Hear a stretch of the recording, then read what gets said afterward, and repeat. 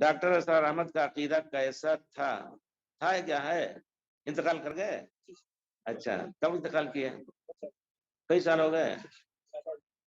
بہرحال میں جہاں تک جانتا ہوں وہ آدمی اول تو جماعت اسلامی سے متعلق تھے،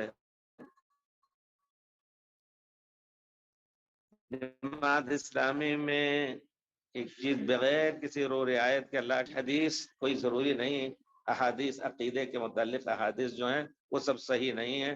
ایک جھوٹی حدیث کو بھی اگر آدمی محدث اس میں ایسے لفظ جو استعمال کیا ہے کہ اس میں چاندی کا جوت دیکھ لے گا وہ یا موتی کا جوت دیکھ کر کے اس کو صحیح کر دے گا تو صحیح ہوگی۔ تو اس طرح کے انہوں نے حدیث کے بارے میں ان کا عقیدہ ہے، اور آپ جانتے ہیں صحابہ کے بارے میں گالی دینے کا عقیدہ ان کا۔ اور اگر کوئی قوم اس زمانے میں ہے تو جماعت اسلامی کے لوگ ایران کے ساتھ پورے طور پر مل کر کے اور ان کو شہ دے رہے ہیں، ہمارے سامنے گالی نہیں دے رہے ہیں حضرت معاویہ حضرت ابوبکر عمر کو، لیکن وہ ہمیشہ گالی دینے والے، لیکن ان کے ساتھ ان کا بہت لمبا پینگ بڑھا ہوا ہے، مدد لے رہے ہیں اور ان کے ساتھ مل کر کے سعودیہ کے خلاف کام کر رہے ہیں۔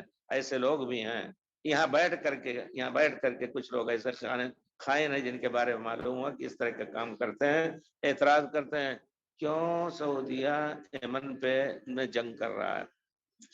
ڈاکٹر اسرار صاحب دور جا رہے ہیں ہم لوگ، ڈاکٹر اسرار صاحب پہلے ان لوگوں میں سے تھے، پھر اور زیادہ شاید آزاد ہوئے، اور احادیث اور تفسیر کے بارے میں ان کا ایک خاص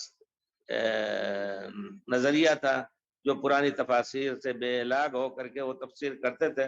اللہ تعالیٰ بہرحال اللہ تعالیٰ ان کو جو چھوڑ کے گئے ہیں اس کے بارے میں لوگ سمجھ کر کے اس کو پڑھیں، اور اگر ناحق ہے تو اس کو نہ دیکھیں یا اس کو چھوڑ دیں، اور دعا کریں کہ اللہ تعالیٰ ان کی غلطیوں کو معاف کریں۔